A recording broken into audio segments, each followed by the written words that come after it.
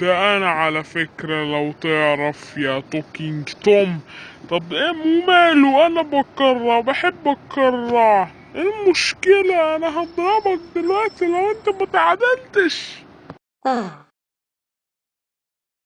انت تقدر تضرب قطة ابو عضلات زيي؟